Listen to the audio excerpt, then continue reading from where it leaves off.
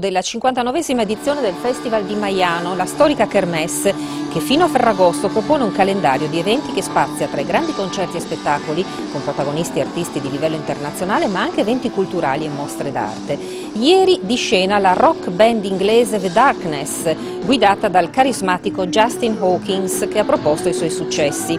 Nei primi anni 2000 i Darkness sono stati in grado di riportare alla moda tuttine attillate e folte chiome in pieno stile anni 70.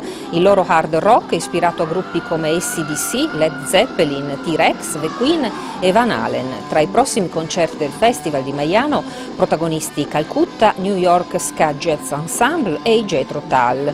Come detto, non mancheranno appuntamenti culturali, come il premio Pro Maiano, che ogni anno viene conferito a un simbolo dell'eccellenza friulana del mondo. Il 25 luglio verrà assegnato a Don Alessio Geretti, delegato episcopale alla cultura, direttore e curatore del mostre del Comitato